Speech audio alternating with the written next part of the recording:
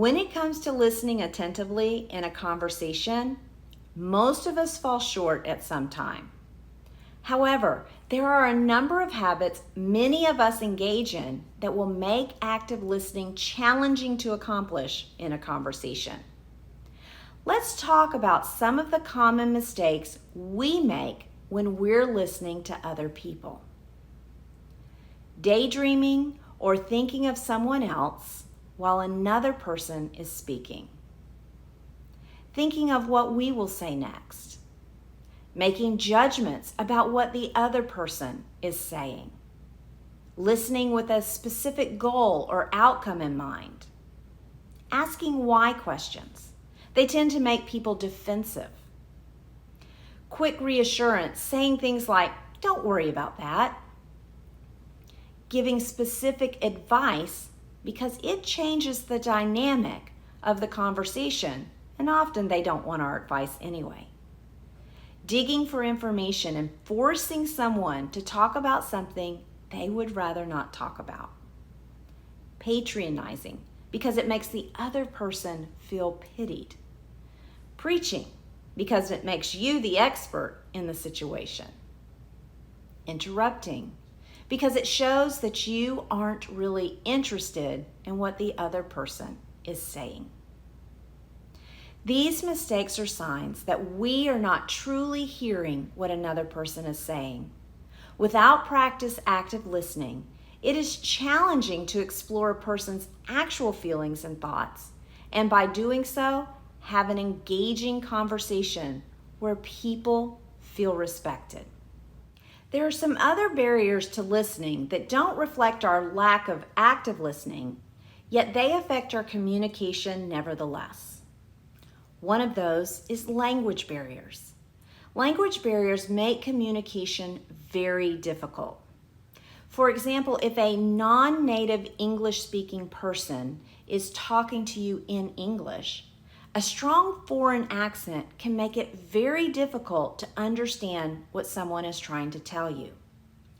Also, their use of the English language may not be entirely accurate and can cause some misinterpretation. Another is the use of jargon or slang. Every culture, region, and even industry have their jargon and slang. If you're engaged in a conversation with someone who repeatedly uses jargon or slang or acronyms that you're not accustomed to, your understanding of the message could be totally lost. Differences in culture, age, social rank, and other discrepancies between people are also barriers to communication. I don't know about you, but it takes a lot of effort on my part to keep up with the meaning behind some of the words my teenagers use. I remember being totally offended when one of my sons called me a goat. When I inquired about it, he informed me that was quite the compliment. "Mom, I said you were the greatest of all times."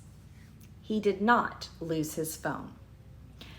When faced with one of the barriers above, don't hesitate to ask questions so that you don't go away feeling like your teenage son just called you a smelly animal that eats trash.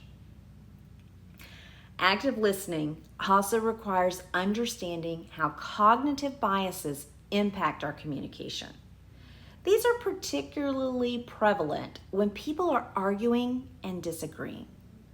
Cognitive bias is a systematic error in thinking that occurs when people are processing and interpreting information in the world around them. It affects the decisions and the judgments they make. Cognitive biases are often a result of your brain's attempt to simplify information. As a result, often biases work as rules of thumb that help you make sense of the world and reach decisions with relative speed. Some of these biases are related to memory. For example, the way you remember an event may be biased for several reasons, and that in turn can lead to limited thinking and decision making. Our cognitive biases might be related to problems with attention. For example, since attention is a limited resource, people have to be selective about what they pay attention to in the world around them. Because of this, subtle biases can creep in and influence the way you see and think about the world, which in turn may affect the way you interpret a sender's message. Be aware of what biases you may have and how they impact your interpretation of conversations with others. Now, suppose you've ever been in a conversation with someone who is only interested in talking about themselves. In that case, you'll understand what conversational narcissism is and how it makes you feel. Conversation narcissism is the phenomenon where people allow their self-obsession to manifest in their conversational practices. Rather than listening to what the other person has to say and responding accordingly, many people shift the discussion back to themselves. According to Tom Chapman, conversational narcissism is persuasive and rooted in our culture of individualism, a pattern that leads to self-absorption. For example, by using I statements, by boasting, by the tactic of asking questions to demonstrate the questionnaires' superior knowledge, or to top the other person's story with one's own and continually shifting. Passive conversational narcissism entails neglective, supportive questions at all such discretionary points and extremely sparse use through the conversation.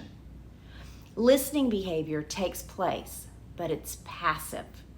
There's little attempt to draw others out or assume other forms of active listening.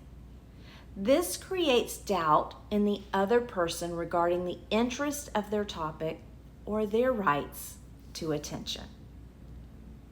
Most people listen with the intent to do something, usually to defend themselves or to solve a problem. Nearly everyone listens intending to have something ready to say as soon as the other speaker is finished. Minimize conversational narcissism by keeping track of your use of pronouns. An over-reliance on I and me can indicate a desire to steer the conversation towards yourself.